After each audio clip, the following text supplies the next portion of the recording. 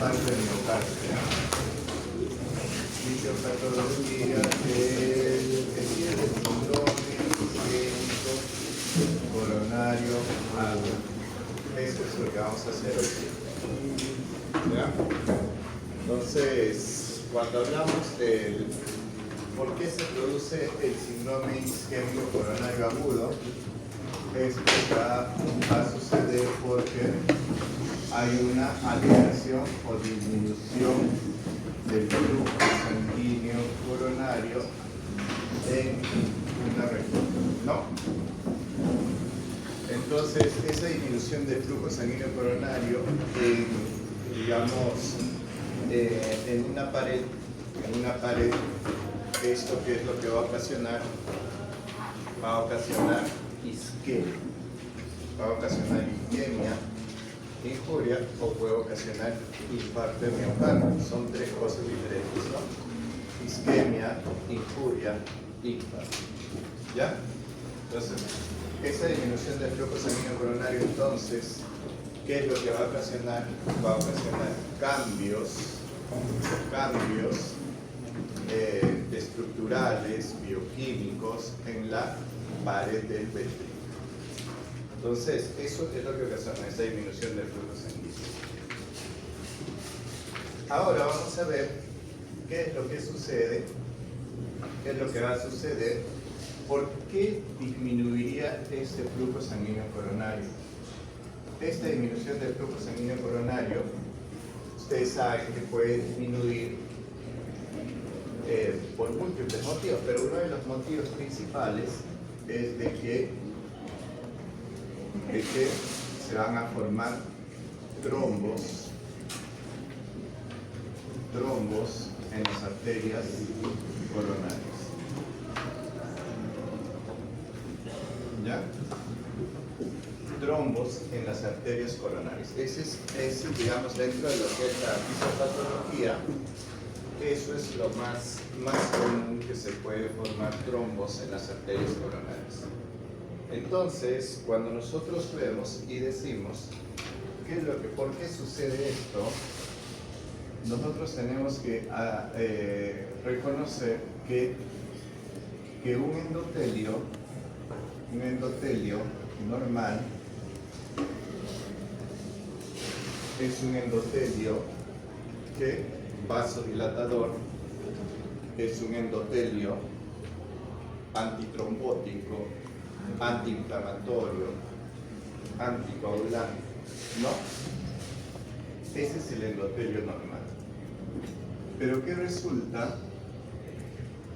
Que hay endotelios, o sea, hay vasos que justamente, a propósito del tabaco, de la diabetes, de la hipertensión, de la dislipidemia, ¿qué es lo que ha ocasionado? Ha ocasionado disfunción endotelial. ¿Ya? Ha ocasionado disfunción endotelial. Entonces, como este endotelio es disfuncional, ¿qué es lo que va a hacer? Va a ser más pro, ¿no? ¿Qué es? Proanterotrombótico, es vasoconstrictor, es proagregante.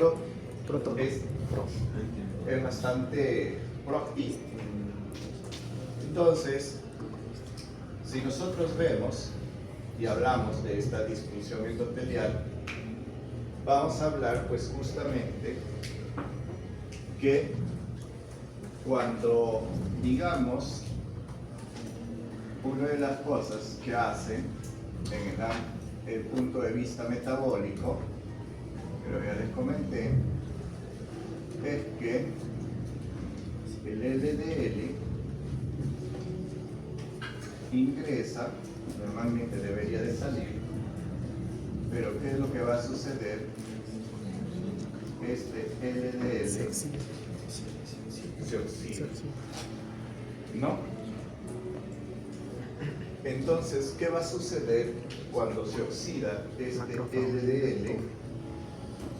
Va a ser que fagocitado por los macrófagos.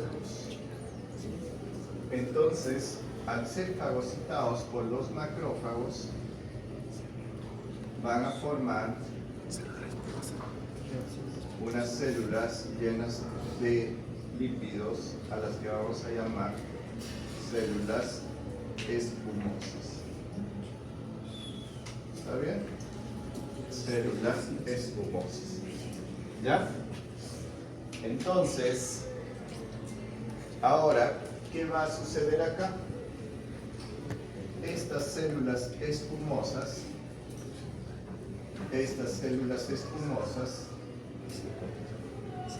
se van a juntar, todos son macrófagos, se van a juntar y van a liberar una gran cantidad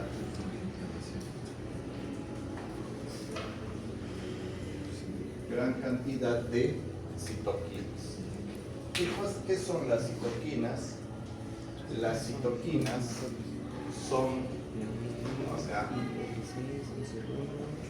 moléculas capaces de atraer otras células o capaces de modificar la actividad de otras células. Esas son las citoquinas. Entonces, este verdecito, ¿qué significa? Que se van a secretar un montón de citoquinas.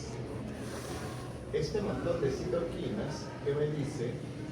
Que todo este conjunto de macrófagos están teniendo una actividad inflamatoria intensa. ¿Ya? Entonces, como se ha generado una actividad inflamatoria, ¿qué ha pasado acá? Acá hay células musculares lisas, ¿no? Porque esta es la capa subendotelial. Estas citoquinas hacen que estas células migren alrededor de este que vamos a llamar núcleo lipídico. ¿Estamos? Mira cómo lo va a aislar. No solo se aísla, no solo se aísla. ¿Por qué? Porque las células musculares lisas vasculares migran, sino también porque estas citoquinas inflamatorias inducen a los fibroblastos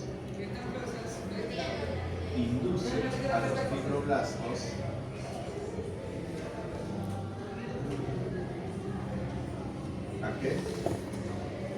A formar gran cantidad de fibras colágenas,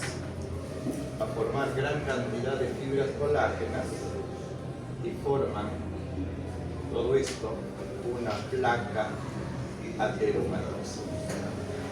Entonces forman una placa ateromatosa. ¿Estamos?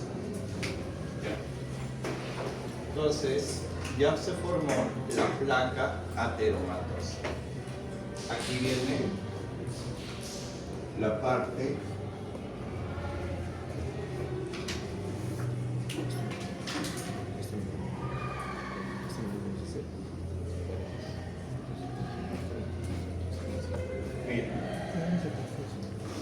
como se formó, escuchen, la placa ateromatosa, y esa placa ateromatosa tiene un núcleo al que vamos a conocer como núcleo lipídico. ¿Por qué se le conoce como núcleo lipídico? Porque en el interior hay gran cantidad de grasa, de lípidos. Entonces vamos a ver así. ¿Ya? ¿Listo? Y vamos a ver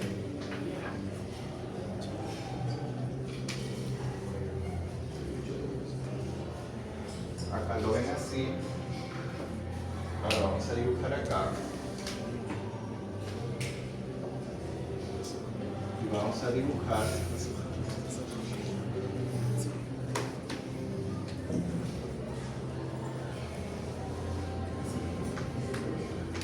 que este núcleo lipídico, o sea, esta placa tenomatosa,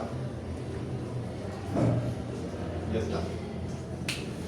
Si ustedes ven cuál es la diferencia entre esta placa tenomatosa y esta placa tenomatosa, es la distancia entre lo que es la membrana endotelial entre uno y otro. ¿Estamos? ¿Lo ven? Si lo viéramos, y esto se va a llamar, a esto lo vamos a conocer como placa vulnerable. Vulnerable, y a esto lo vamos a conocer como placa estable. ¿Estamos? Esta es una placa vulnerable y esta es una placa estable. Si lo viéramos así, y este es un vaso, la placa vulnerable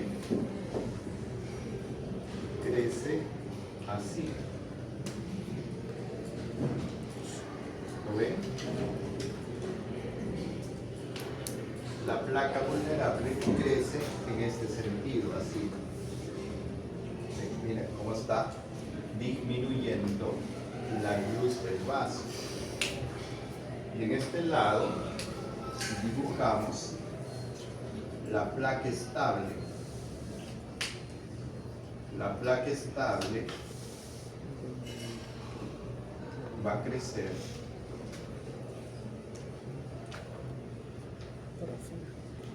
así.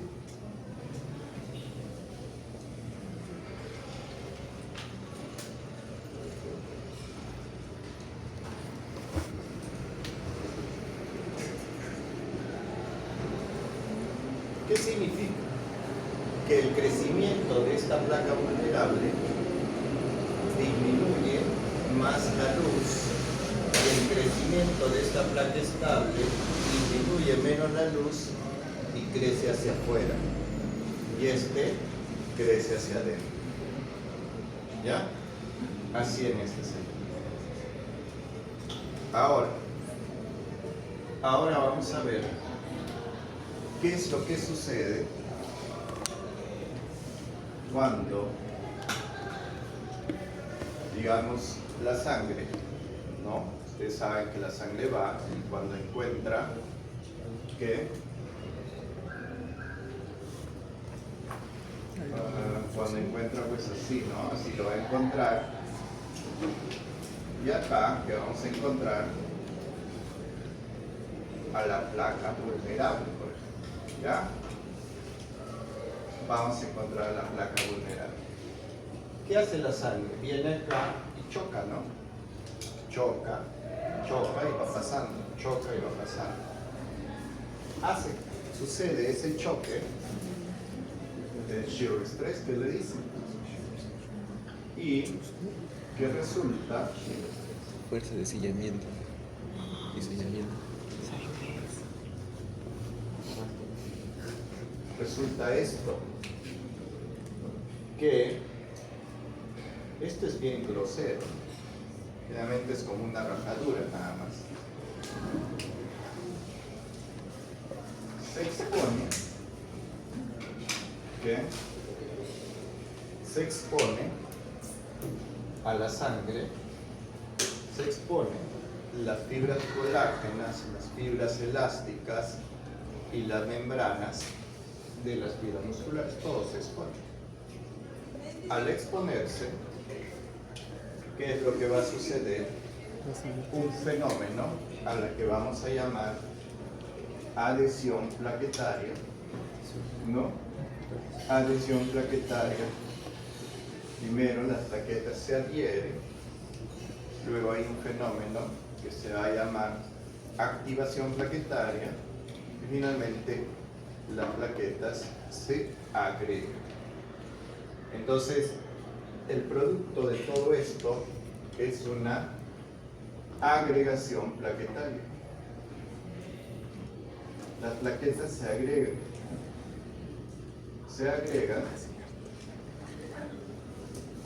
uno tras otro,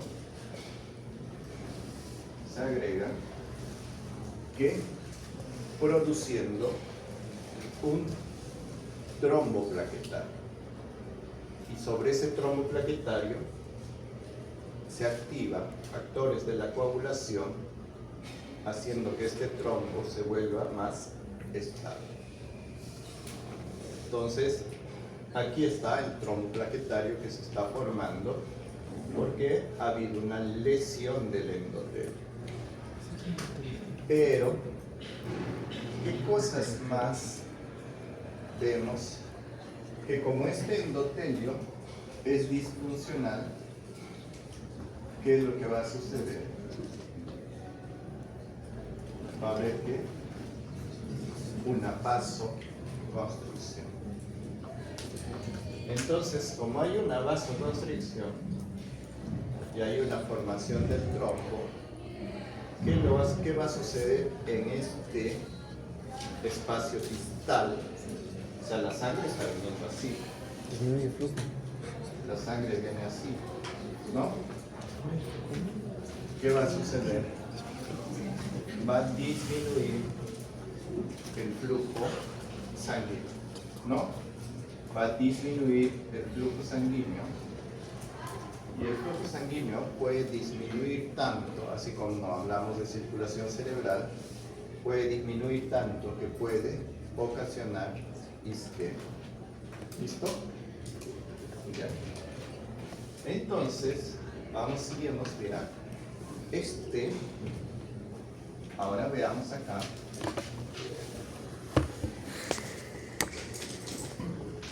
Y veamos acá. Esas son dos arterias coronarias. Esas dos arterias coronarias, acá se está formando el trombo, ¿no? Entonces, ¿qué va a suceder? Una de las arterias, hay una obstrucción completa y en algunas arterias puede haber una obstrucción parcial. ¿Entendido? Entonces, puede haber una obstrucción completa del trombo o puede haber una obstrucción parcial. Independientemente de la obstrucción completa o de la obstrucción parcial, va a haber una disminución del flujo sanguíneo. Vamos a pasar a un metabolismo anaeróbico. ¿Y qué es lo que se va a generar? Ácido láctico. Y cuando se acumula ácido láctico, ¿qué va a pasar? Vamos a empezar a tener dolor. ¿No? Dolor. Entonces, cuando está sucediendo esto, la expresión clínica es el dolor torácico. ¿Estamos? O sea, la expresión clínica de este fenómeno es el dolor torácico. ¿Cómo es el dolor torácico cuando hay este fenómeno de isquemia? ¿No? El dolor es retroesternal, opresivo, irradiado hacia la región interescapular, irradiado hacia el brazo izquierdo, o a veces irradiado hacia la mandíbula. Ese es el dolor clásico. ¿Acompañado de qué? De manifestaciones neurovegetativas, que significa sudoración, palidez y unas, digamos, expresiones de desesperación. O sea, está doliendo. eso es. ¿Ya? Y no es que pues, va a venir y te dice, no, me duele y estoy caminando y estoy sentado, ¿no? Me duele. Incluso en el néter, cuando ustedes ven isquemia, hay una imagen muy bonita que habla y que está pegado con una vitrina, ¿sí? ¿Estamos? Entonces, dolor torácico. ¿Se dan cuenta? Si yo tengo... A ver, revisen todo su portal de notas. Ahorita, toditos.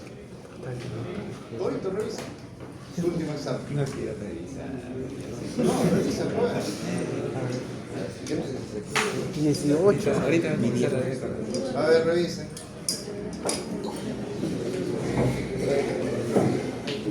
¿Qué ha pasado? 20. ¿Qué ha pasado? ¿Subimos? Me duele, ¿qué me duele? Ya, ¿qué ha pasado? Está bien, está bien, está bien. Literal me duele. Me duele. ¿Qué ha pasado? No. Sí, nada, sí, igual. ¿Qué les ha pasado? 16. ¿Qué? ¿Qué ha pasado? Juega. ¿Qué ha pasado, delegado? ¿Qué? No. Yo estoy diciendo que mire su tercera nota que la han subido ahorita. Le digo, ¿qué ha pasado? Estudiamos. Es igual. Apaga y suspensión. ¿Qué ha pasado? No se dan cuenta. Ya lo veo un poco más alto.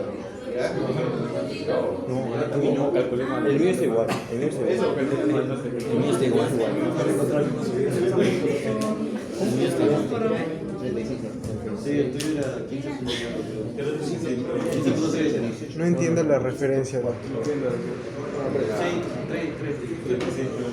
Ya, de lo que han sacado, supuestamente de lo que han sacado, todos tienen 0.8 más. No. Todos.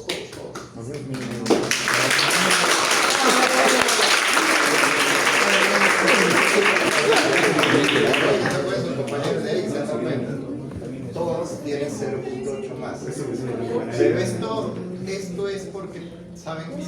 La realidad, solo hay una pregunta que es la pregunta 15.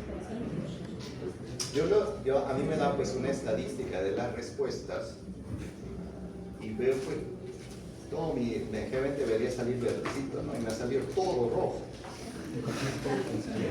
¿Cuál era la pregunta?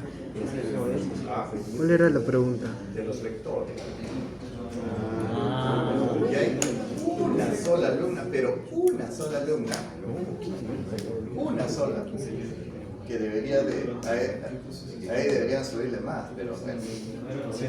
Pero hay una sola alumna que ha respondido la respuesta, porque yo cuando he revisado la alternativa, yo decía, pues qué raro, ¿no? ¿Por qué puede todito el salón estar mal, no? Lo he revisado, lo he visto, y todo. Y dije, ya, pues ahí también me había dado la pregunta y me había dije, uy, aquí la respuesta está mal, ¿no? Yo también dije, bueno, vamos a cambiar. Entonces volví a verificar con la respuesta porque ya me había confundido, no era la B, era la A, o sea, era la Q, no era la R. Yo había puesto la R. ¿Qué? La 15, la que dice que el vector de la izquierda, derecha y de derecha a izquierda. Esa es la onda Q. No es la R, no es la QRS que han puesto casi todos. ¿Ya? Entonces hay una sola alumna que ha respondido. ¿Quién es? A ver, que levante la mano. Sigo sin entender. ¿Cuál era la pregunta? No recuerdo. ¿Y a quién que le diga? ¿Quién ha sido? Ojalá esté aquí. ¿Puntos? Ese es el premio para ella, no para ustedes.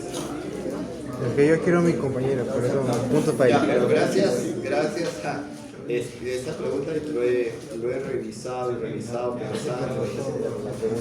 No hay. No lo he encontrado. Y Punto con todo. Ya nos dio. Fue punto. Pero ustedes no se refería a la que arregló que era la B. ¿Ese? un punto menos. No, si ustedes han visto sus claves, ahí les sale ahora 0.8 de más, ¿no? ¿O no? A mí no. Yo sí Si a igual. ti no te sale ya. Una sola alumna, mira, una sola alumna ha respondido bien la pregunta. He revisado, bueno, dice Sí, falta que ya esté. que no se le he visto grado de complejidad, nada, decía, pero ¿por qué no está en video? La analicé bien y dije, bueno, no.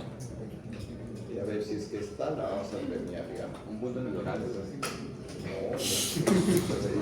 0,025. pero que me diga, vamos a duplicar quien ha respondido la respuesta A. A ver, que me diga. Si levante la mano y vamos a duplicar su bonificación. ¿Quién ha respondido la respuesta A en la 15? Yo tengo mi clave. Pero yo no fuera. Ya, nadie. No, es que no Ya recordaba. les digo, ya, no es varón, es mujer, ya. No. Ah, Ya, y si ha respondido la respuesta, y me dice, sí, yo he respondido esa respuesta, y bueno, pues ya, güey. No, pero fácil fue. ¿Quién fue? ¿Qué fundamento, bro? Sí, tú eres.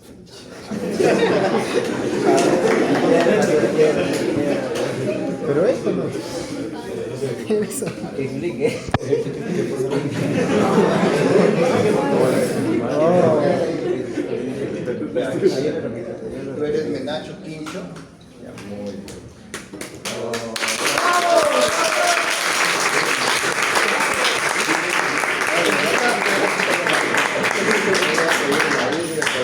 Entonces, sobre su 0.8 le pondremos 0.5 más. ¿Ya? ¿Ya? Porque es la única que ha respondido bien, pues de 1.40, ya. Ya, pues ustedes no se quejen porque tienen 0.8 de más. Porque ella es la única que debería tener. Sí. Así que Estamos agradecidos con ella. La agradecida porque ella fue la única que respondió. Ya, bueno. Y ahora sí se han dado cuenta, ¿no? ¿Sí? ¿O no coincide? de rato sí. Ya, pero tienes que hacerle recordar al delegado para que se ponga al final, ¿ah? Si no le hace acordar, yo me olvido. Eso yo creo como 40. Mismo político promedio y ya. Es aquí, acá es aquí, un poquito más. Acá es aquí. Esa pregunta Hay que hacer. está bien planteada y bien respondida. Seguro.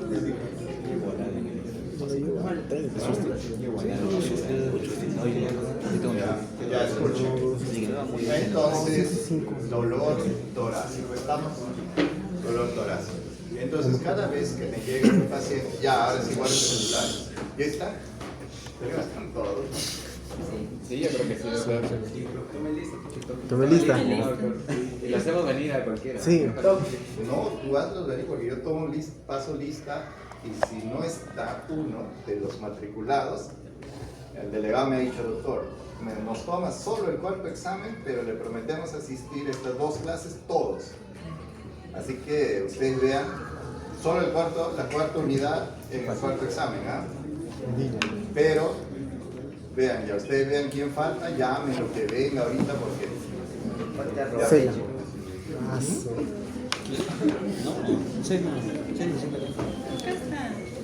Ya verifiquen, ¿ah? ¿No ven? No, ya él sí fue,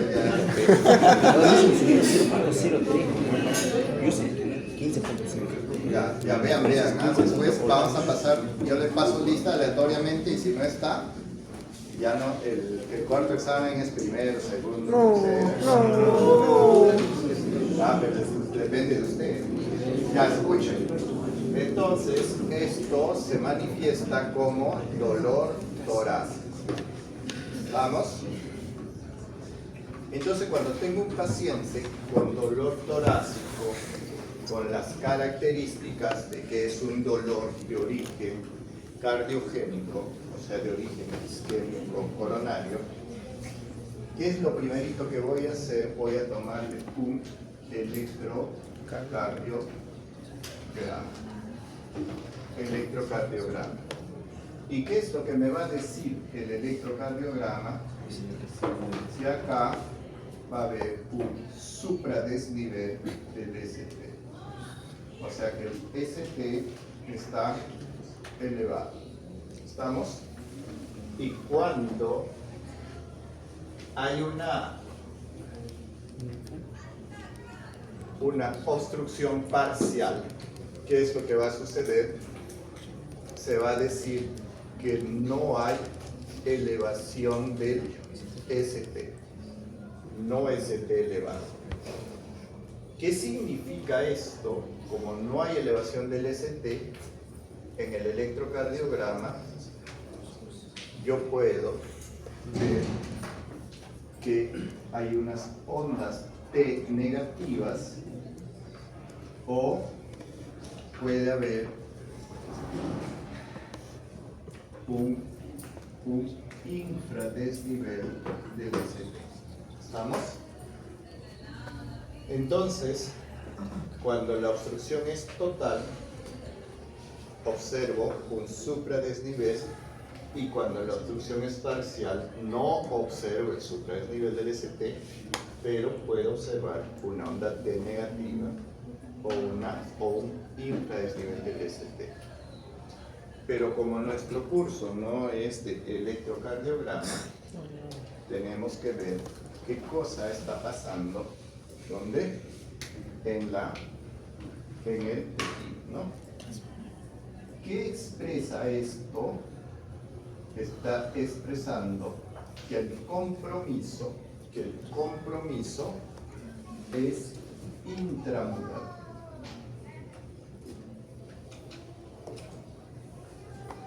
Está expresando que el compromiso es intramural.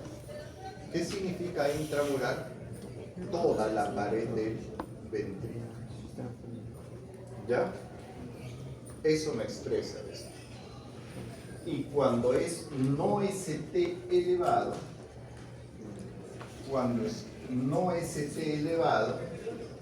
¿qué es lo que me expresa? Me expresa que el compromiso es subendocárdico.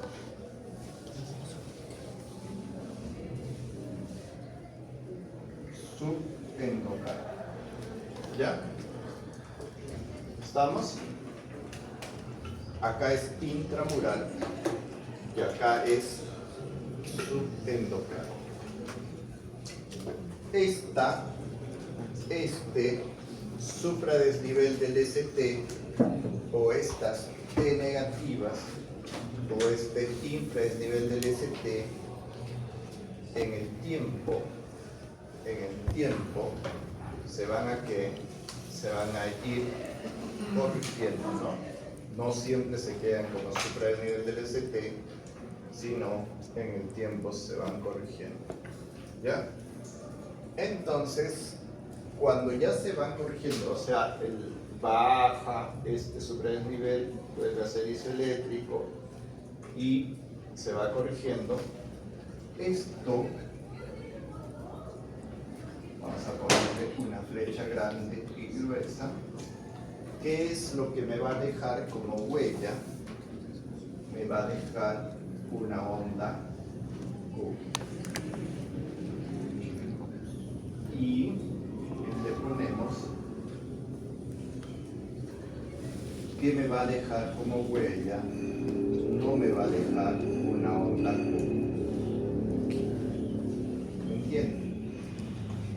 O sea, cuando se corrige con los días, este me deja de huella mayormente, o sea, digamos, la onda Q. ¿Ya?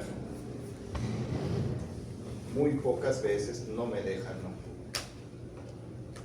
En cambio, esta lesión subendocárdica y le ponemos una flecha grande y gruesa, generalmente no deja huella, generalmente es no. ¿Estamos? Generalmente no deja huella y muy pocas veces deja una huella. ¿Ya?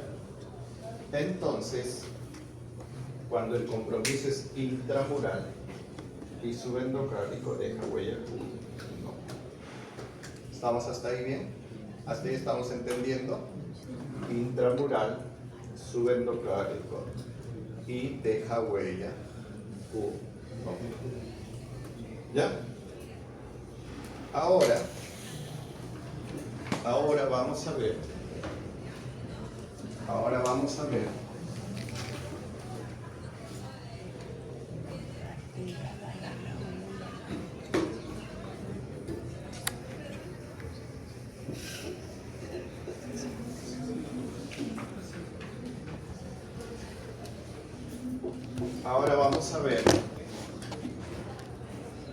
que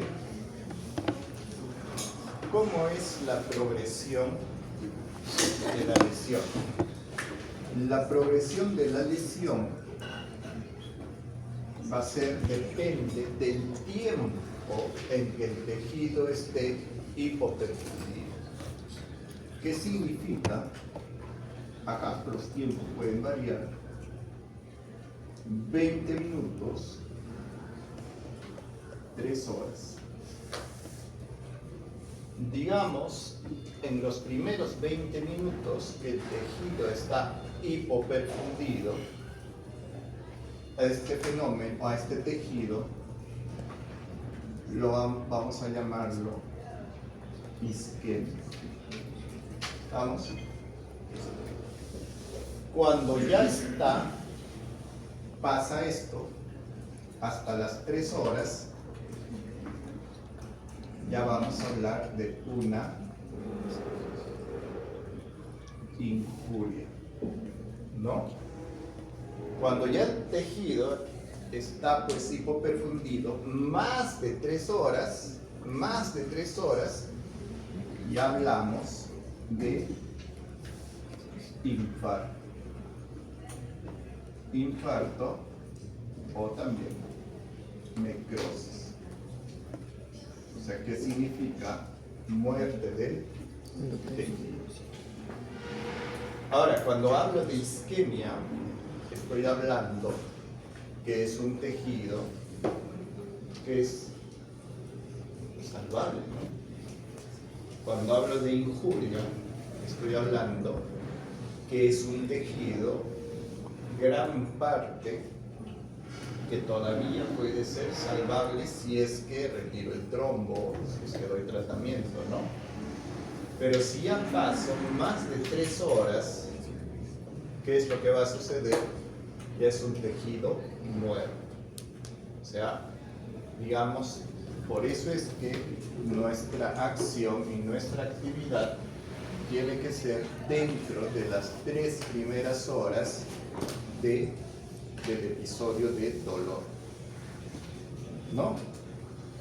Claro, esto va a suceder si ustedes se van pues a un hospital grande, ¿no? Se les ocurre ir acá al hospital de Chosica, tengo 20 minutos, no es que, o sea, no sé, os estoy diciendo mal del hospital de Chosica, pero es un hospital pequeño. Entonces, el hospital de Chosica evalúa y dice, pues lo voy a mandar al Hipólito Unanue, por ejemplo, ¿no? Donde pueden hacer trombolisis, pueden hacer, ¿no? Entonces resulta que porque es su hospital de referencia, ¿qué le dicen? No hay cama. No hay cama, que no esto, ¿verdad? Y a las 3 horas encuentra cama. No, para que no se si es un corazón infartado, ¿no? Obviamente tienen que ir igual. ¿Ven? ¿Entienden, no? Entonces, el manejo óptimo está dentro de las 3 horas de iniciado el cuadro. Es lo mejor que ustedes pueden hacer. Después de las 3 horas, obviamente vas a salvar tejido, pero menos tejido, porque hay mayor cantidad de tejido muerto. ¿Ya? Pero, ¿qué sucede en este momento? El tejido infartado o necrótico, ¿no? ¿Qué es lo que hace? Libera sustancias, moléculas del que está con... No. Por ejemplo, libera biomarcadores, se les conoce así, antes se les decía enzimas. Entonces, libera biomarcadores propios de los miocitos. ¿Cuáles son? El CPK, MB y la troponina. ¿Entienden? Y también libera otro, que es la mioglobina. ¿Se dan cuenta? Entonces, ¿cuál es acá? ¿Cuál es qué? ¿Qué significa? Una vez que yo veo presencia de biomarcadores en mi paciente que ha tenido dolor torácico, electrocardiografía compatible, y veo esto, que digo, estoy ante ¿qué? Ante un infarto de miocardio. Entonces, vamos a hacer un cuadrito que es bien especial y vamos a ver, imagínense que esto es las 0 horas. Mi paciente está viniendo con dolor torácico, con cambios en el electrocardiograma, por ejemplo, unas T negativas, pero está haciendo cambios en el electrocardiograma. Yo digo, el paciente, no digo, pues, está infartándose, ¿no? ¿Qué es lo que digo? Está haciendo un síndrome isquémico coronario agudo, porque todavía no puedo definir el infarto. Pero a las 0 horas le tomo, miren, le tomo los biomarcadores y resulta que nos sale elevado a la hora, a la media hora, la mioglobina. Entonces yo puedo decir, mi paciente está infartándose. No, porque la mioglobina es demasiado sensible, casi nada específico. O sea, ¿qué significa? Que cualquier lesión muscular te puede elevar la mioglobina sin necesidad de que sea un infarto de miocardio. Entonces veo y digo, está bien, se me elevó la mioglobina, pero no define un infarto de miocardio.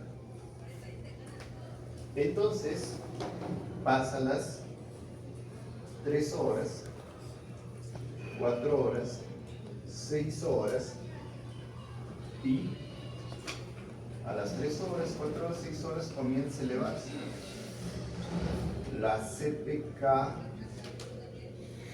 MB, ¿no? Se comienza a elevar. ¿Sí? No coman. Se comienza a elevar. Y como se comienza a elevar, ahí sí yo digo, este paciente me está haciendo un infarto, pero hay otro que se comienza a elevar casi juntos, que es la tropo. Este CPK-MB se eleva y desaparece en las 72 horas siguientes, y esta troponina puede durar hasta 7 días. ¿Estamos? Entonces, si yo tengo, ¿cuál es la diferencia entre el CPKMB y la troponina? La diferencia es que la troponina es mucho más específico que el CPKMB. ¿Estamos entendiendo? Entonces, si la troponina es positiva y está elevada, sumo clínica, sumo cambios en el electrocardiograma y sumo biomarcadores elevados, KMB o troponina, ¿no? ¿Qué estoy diciendo? Este paciente está haciendo un infarto de miocardio. Y ese infarto de miocardio, a la larga, ¿qué es lo que me va a hacer? A la larga puede ser Q o no. ¿Qué sucedería? ¿Qué sucedería si en el día 4 comienza a tener otra vez dolor torácico? Ustedes dirían y sospecharían que de un nuevo infarto de miocardio, pero le piden troponina y la troponina está elevada porque es el día 4. Entonces, ¿qué le pedimos? CPKMB, porque este es el ya baja. Entonces, ¿para qué me sirve el CPKMB? Me sirve para evaluar reinfartos.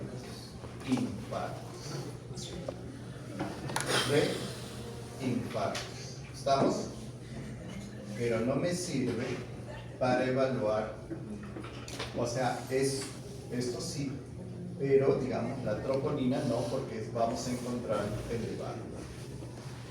Ya ustedes, ya cuando ustedes ya hagan, digamos, avancen más con la clínica, lleven su curso de dolor torácico, van a ver infarto de miocardio, sí, pero ahí van a decirles que la troponina podemos encontrarlo elevado en otro tipo de situaciones, pero eso ya lo analizan en ese momento.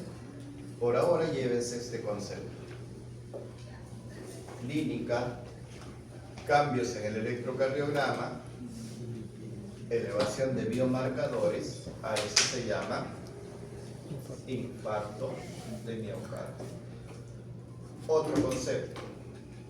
Tengo clínica, tengo cambios en el electrocardiograma, acá, pero resulta que a las 3 horas le tomo biomarcadores negativos, a las 4 horas biomarcadores negativos, 6 horas negativos, 12 horas negativo, no, y mi electrocardiograma se va corrigiendo. ¿Qué pasó? ¿Llegó a infarto? No, lo más probable es que llegó a injuria y hubo un fenómeno pues muy simpático y suerte para él de reperfusión. ¿Entienden? A ese fenómeno en que hay clínica, hay cambios en el electrocardiograma y cambios en el electrocardiograma y no hay elevación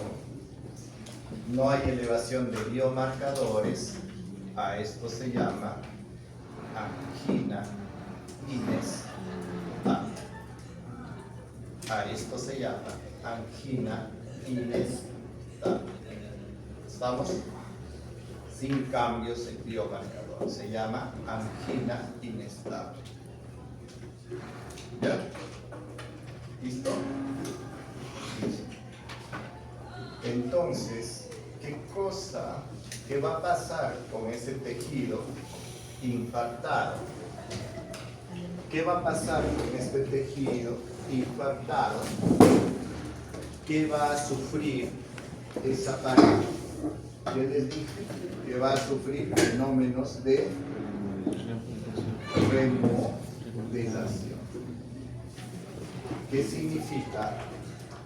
Que el tejido cicatrizal no van a ser cardiomiocitos nuevos, sino van a ser cardiomiocitos, quizás, bueno, algunos nuevos, pero la mayor parte mezclados con fibras colágenas. O sea, se ha perdido la fuerza. ¿Qué hacemos cuando llegamos acá? Una prueba esencial e importante es el ecocardiograma. El ecocardiograma es una ecografía del corazón donde vamos a ver que las hipocinesias, acinesias, o sea, se mueve, no se mueve, se mueve poco la pared eléctrica. ¿Estamos? ¿Ha entendido? ¿No? Sí. ¿Sí? No. Ya. ¿Ha entendido el electrodo? Ya, mire el video. Ya. Entonces, ahora pon las diapositivas para hacerlo rapidito. ¿Diapo? ¿Qué diapo? ¿Diapo? En clase de hoy, que solo usar Ah, o sea, toda la clase en el PPT. No, lo que escribió en el PPT. Sí, lo que escribí es PPT. Ah,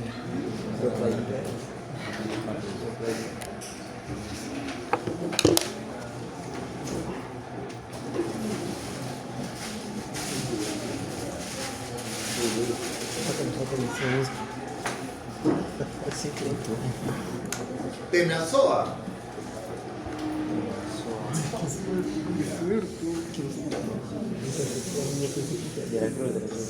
Pilloca.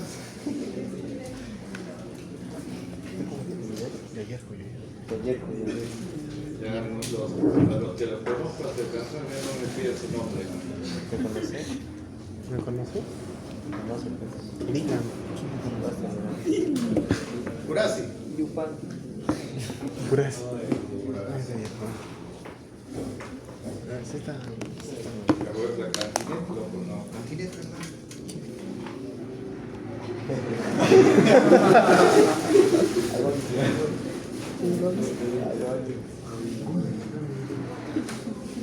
hay dos Gamboas, ¿no? Felipe.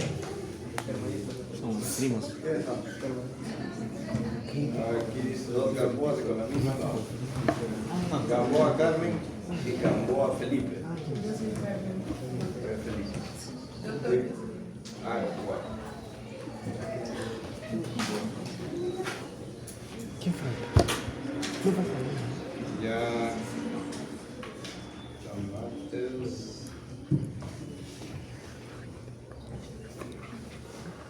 A ver.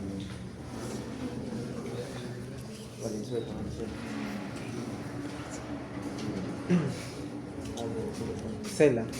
Supongo que la mejor nota ha venido, ¿no? La mejor nota es. Uy, tu apellido está difícil. Frances. ¿Qué? Margarita, felicitaciones.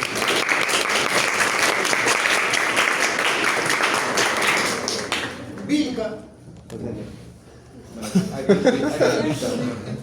Hay tres vilcas, creo. Hay tres Vilcas, pero Había, yo no morí. Ay, no es cierto. hay otra team muy buena nota, es de Wichi.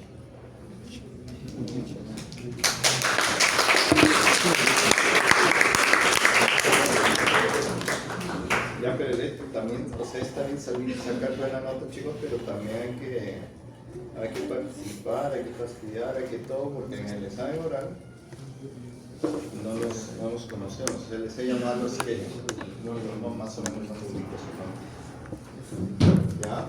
Puede ser, ahora les digo, ¿no vienes? No, sí.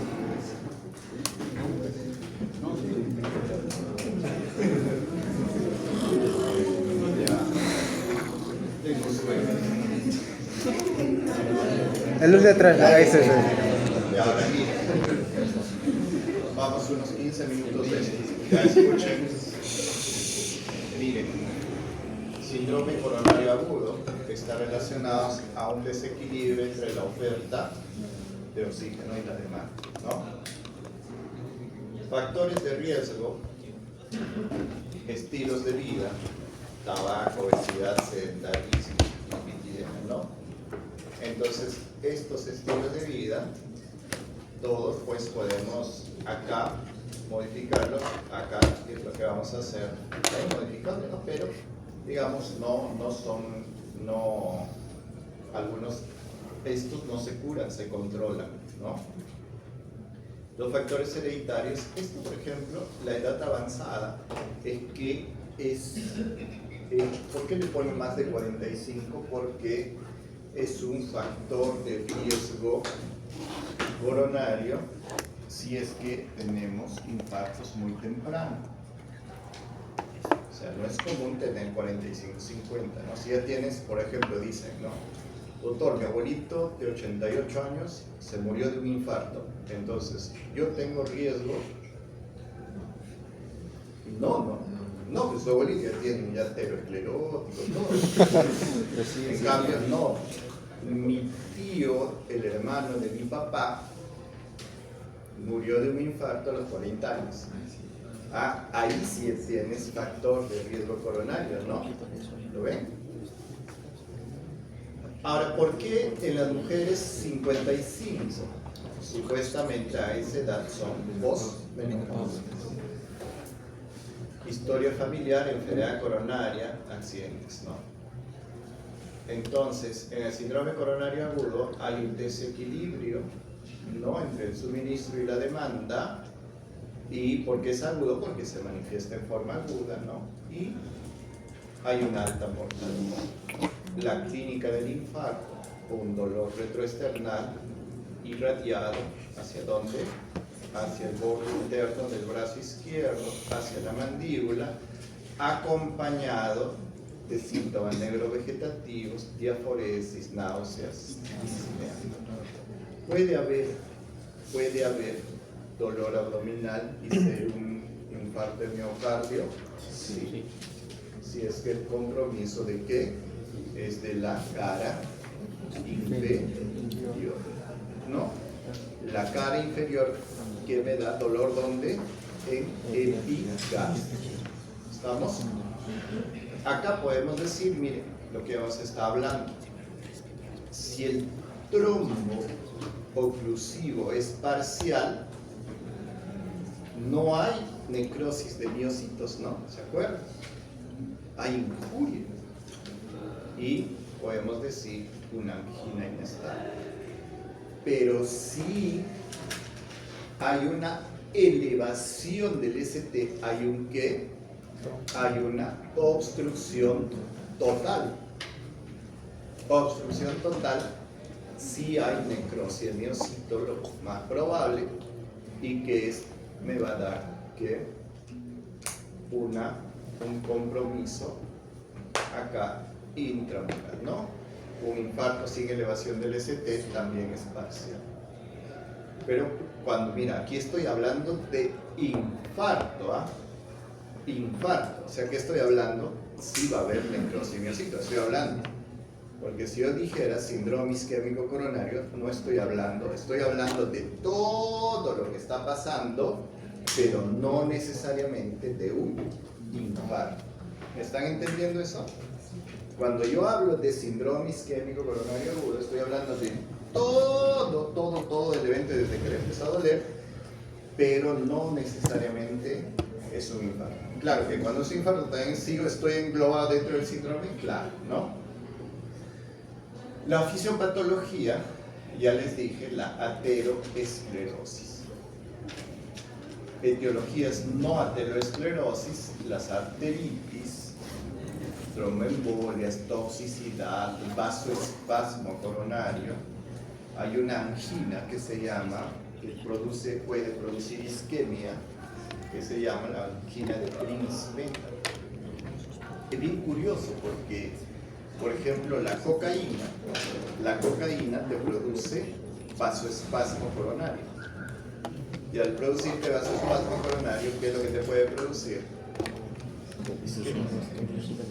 ¿Ve? Isquemia.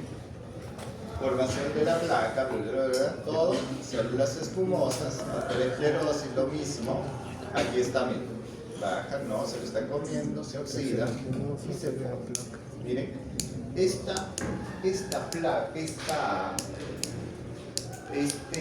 ¿cómo se llama? Esta lámina, ¿qué me dice?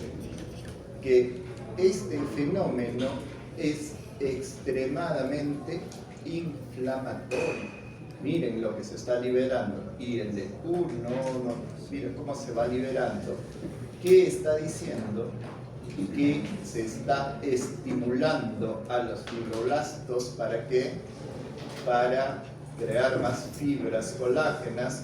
¿Y qué está pasando? Miren, esto que es, está migrando las células musculares de la capa media. ¿Por qué? ¿Para qué? Para aislar esto, ¿no? Miren cómo se está aislando. Aquí ya lo van aislando, se va aislando. Y miren, el macrófago se estresa y comienza a producir pues una gran cantidad. Se forma un núcleo lipídico. ¿Y qué va a hacer? Es una triagrasa, se forma una placa fibrosa. ¿Y qué tendría una placa aterosclerótica? Tendría esto, ¿no? Tendría la capa endotelial que hemos dicho, tendría esa capa fibrosa, esa que recubre, tendría el núcleo lipídico y tendría neovascularización. Pero a veces crece tanto esa placa ateromatosa que no llega a formar neovasos y puede haber una isquemia o puede sangrar esa parte media, ¿no? Porque es muy grande esa placa ateromatosa. Componentes de la placa: el núcleo lipídico, la capa fibrosa. ¿Se ubican cuál es la capa fibrosa? Es esa capa que ha recubierto, ¿no? El infiltrado inflamatorio que está existiendo dentro de eso, lo que lo ha recubierto, dentro de la capa fibrosa, y la neovascularización que puede originar una hemorragia de la placa. ¿Estabas de acuerdo? Mira acá cómo se ve la placa ateromatosa. Aquí está la capa fibrosa, todo esto, que aquí está el músculo, y aquí está todo. Aquí está el núcleo lipídico, y va a haber un centro, y aquí puede sangrar. Acá vemos una placa vulnerable, y ¿qué les dije? La distancia de la capa endotelial es bien cercana, ¿no? Y miren de qué tamaño es. Es una placa grande, o sea, un núcleo lipídico enorme. Y como es un núcleo lipídico enorme, ¿qué es lo que va a suceder? Pues no va a producir neovasos va a producir, neovasos que pueden sangrar. O sea, esto es fácilmente sangrar. Y miren, este gráfico hace que la luz va a disminuir. Y miren acá, una placa estable. ¿Qué es lo que me dice esta placa estable? Que la distancia entre la membrana endotelial es bien grande, o sea, tiene una gran cubierta fibrosa. Entonces, es la diferencia entre los dos. Acá está, mira, bien bonito la placa estable, ¿lo ven? Acá se ve bien bonito. La placa estable, sus características: el 5% es el núcleo lipídico, la capa fibrosa es grande, 200 micrómetros, tiene un tejido inflamatorio escaso, 10%. Miren la placa vulnerable, el núcleo lipídico es grande. Y miren, ¿lo ven? La distancia que hay acá es el núcleo lipídico está grande. ¿Ven? y la distancia de la membrana endotelial es bien cercana. La placa vulnerable, hay una ruptura inminente. ¿Por qué? Porque es una placa que al chocar la sangre puedes romperlo. Hay una inflamación activa, una capa fibrosa fina, y lo curioso que hay un núcleo lipídico grande. Miren, el otro era menos del 5%, este es más del 40% de toda la placa que es lípido. Aquí dice, rico en lípidos, capa fibrosa fina, expansión luminal, ¿ves lo que les decía, no? La placa vulnerable crece hacia la luz y la placa estable crece hacia atrás. O sea, no oblitera, sí oblitera, pero en menor medida que la placa vulnerable. Presencia y zonas de ruptura. Características de una placa vulnerable, el núcleo lipídico, lo mismo. Y aquí está la evolución de la aterosclerosis, pues asociado a disfunción endotelial, que es lo habitual que a la primera década, no, ustedes ya no están acá, tampoco acá, entonces ¿dónde están? Antes. Acá, ¿qué es lo que sucede? A mayor edad, mayor cambio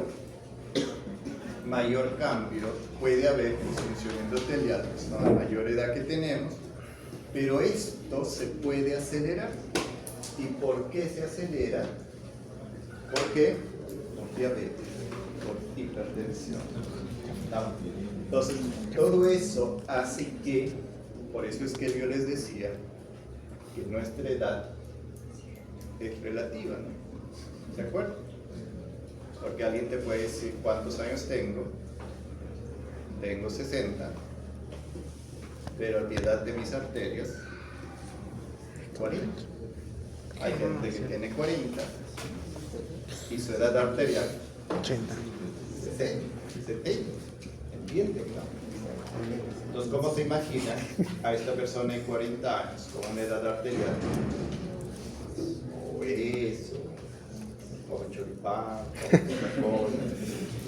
No, tiene una vida, pues, que no es sedentaria, todo eso, ¿no? Entonces, esto es lo que nosotros esperamos y que se acelera si es que tenemos factores de riesgo. Entonces, ¿cuál es la idea?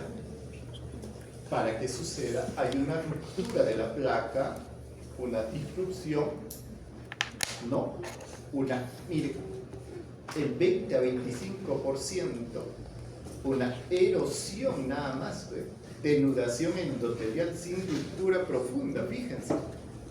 Aquí sí, ¿no? Entonces puede haber una ruptura, que es lo más común, o una erosión. Y miren, ¿para qué?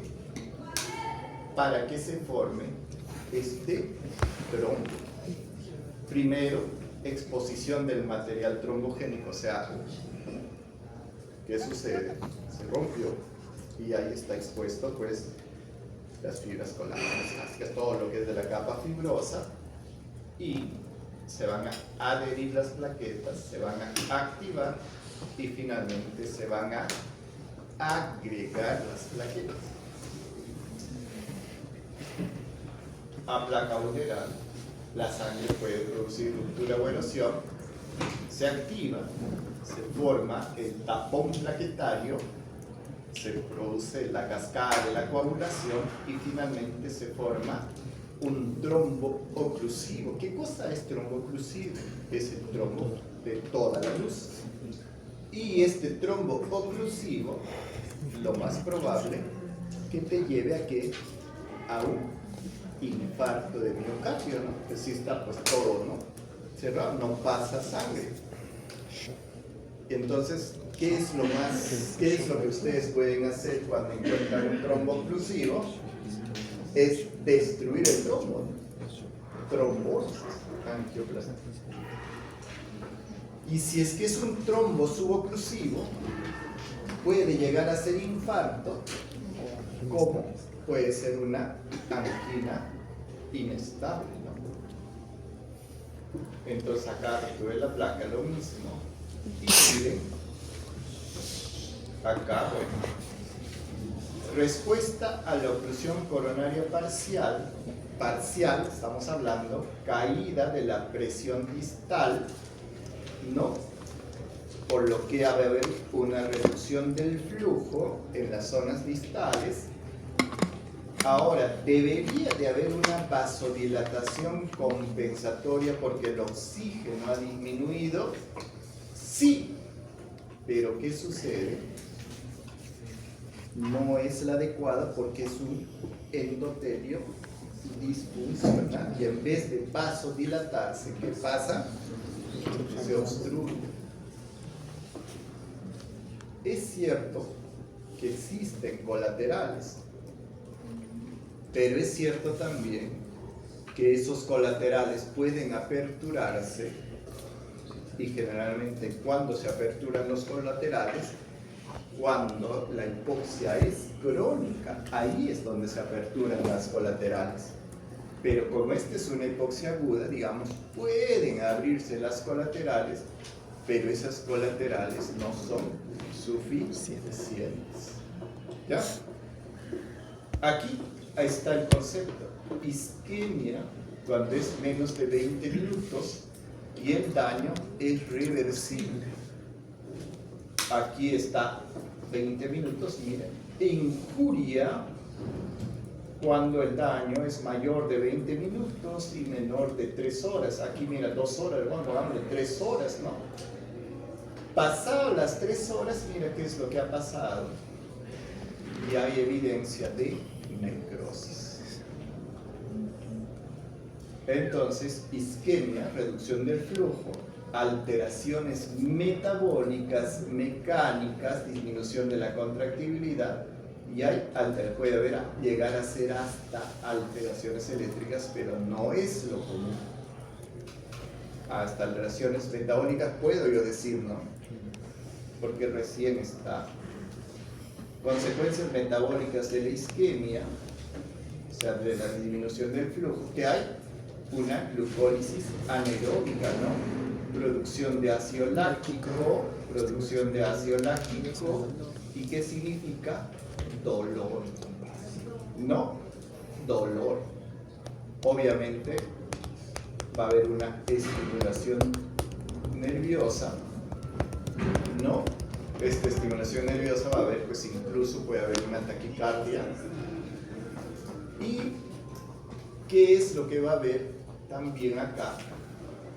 La presencia de radicales libres. Cuando el tejido se hace necrótico, hay liberación de biomarcadores, pero para llegar a ser necrótico, ¿qué es lo que hubo? Cambios eléctricos, cambios en pH, cambios y presencia de un montón de radicales libres que hacen que ese tejido se imparte, ¿no? Y disminución de ATP, ¿no? Esa disminución del ATP, inhibición de la fosforilación oxidativa, secundaria, digamos, a esta glicólisis anaerobia. ¿Qué es lo que se produce cuando hay disminución del ATP? Va a tratarse de producir ¿qué? ¿Qué se va a producir? ¿Se acuerdan? No. Tratando de que de vasodilatar. Pero, ¿qué es lo que sucede? Pues todo lo que trata de hacer. Ustedes dicen, doctor, entonces ahí la hiperemia me funciona. ¿Por qué?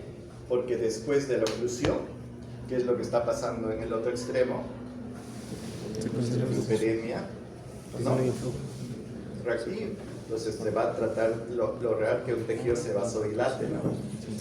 Se vasodilate, ¿no? ¿Se acuerdan? Esa es la hiperemia. Pero acá, ya, pero la hiperemia puede suceder, claro. Pero ¿cuál es lo malo? Que ese endotelio el otro se está dilatando, está generando su adenosina, su óxido nítrico, está tratando, pero como este endotelio disfuncional, ¿qué es lo que hace? ¿No? Predomina su vasoconstricción. ¿Ven? O sea, el otro se trata de compensar, pero finalmente la agresión del endotelio no lo deja. ¿Se dan cuenta? Y se saca, conlleva un consumo de glucosa, ácido láctico. Alteraciones iónicas en la isquemia, mira, activación de canales, aumento celular de sodio, sobrecarga de calcio. Finalmente, todo esto, ¿qué significa? Hay una alteración electrolítica con sobrecarga celular de calcio, progresión a la necrosis. ¿Ven? Consecuencias mecánicas de la isquemia, mira qué bonito, consecuencias mecánicas. ¿Qué significa mecánicas? Consecuencias en la fuerza de contracción, ¿no? Hay depresión de la función diastólica. ¿Qué significa? Mira, ¿qué significa eso? Que el miocardio pierde esa capacidad de relajarse.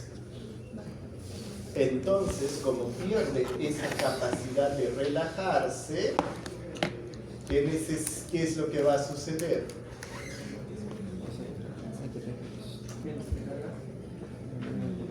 No tanto menos precarga, pero no en la...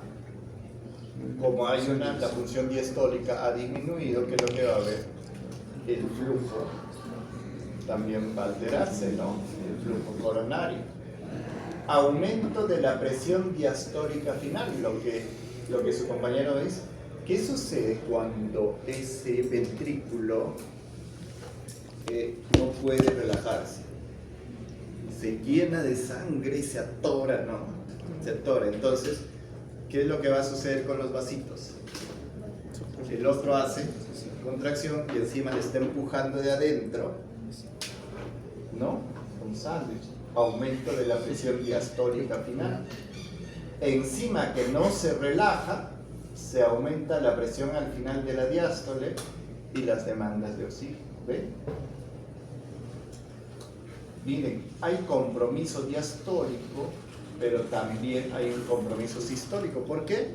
Porque no se puede, el ventrículo pierde esa capacidad de contraerse, lo que nos lleva a una insuficiencia cardíaca. Alteraciones eléctricas, salida del potasio al espacio extracelular. ¿Ven? Y si sale demasiado potasio, ¿qué es lo que va a suceder? ¿Qué va a producir? Una hiperpolarización. Va a haber despolarización del potencial de membrana, disminución de la excitabilidad, y todo nos puede llevar a arritmias ventriculares. Si la isquemia dura menos de 2 minutos, sería pues, mucha suerte, ¿no? Dura 20 minutos y hay un concepto que se habla de miocardio aturdido, y algunos le dicen miocardio atontado, también le decían antes, ¿no? A esas traducciones que hacen, le dicen miocardio atontado. ¿Dónde se puede recuperar todavía la contractibilidad? No. Y podemos pasar ya a injuria y a infarto.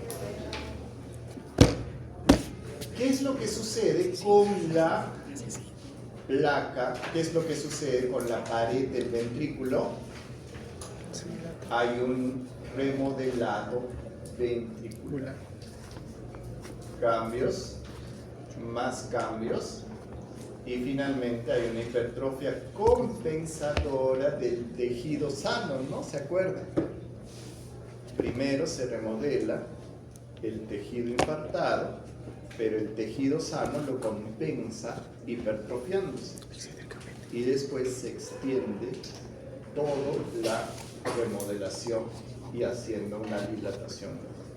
Entonces, ¿cuál es la causa más común de insuficiencia cardíaca con fracción de eyección disminuida? Son las cardiopatías coronarias. La angina inestable, hay un trombo, puede llegar a un vasoespasmo, pero ¿cuál es la característica de la angina inestable? Puede haber cambios, presentación, pero no hay biomarcadores positivos. En el examen oral yo les pregunto, ¿por qué se caracteriza la angina inestable? ¿Qué es lo que tienen que responder? ¿Por qué? Porque puede haber clínica, puede haber cambios, pero los biomarcadores son negativos. Y si le dicen no, biomarcadores negativos, nada más puede ser una respuesta. El trombo coronario, miren acá,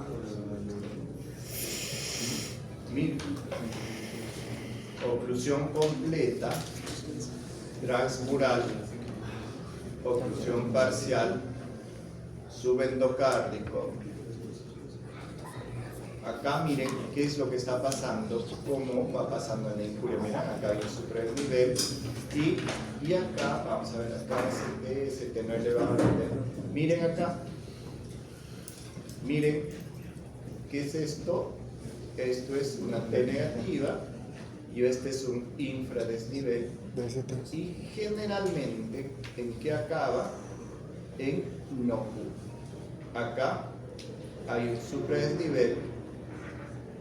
Se va corrigiendo durante los días, pero miren que va apareciendo una onda, mayormente el infarto, cuando hay un compromiso subintramural, sucede la presencia de la onda, ya localización del infarto, ya lo saben, y miren acá, supradesnivel en 2, en 3, y ABF, ¿no? Y hay un infradesnivel en 1 y en L, ¿ven? Como aquí el compromiso es de 2, 3 y ABF, lo más probable que sea de coronaria derecha. Y si el compromiso es de coronaria derecha, también tengo que buscar compromiso en el ventrículo derecho.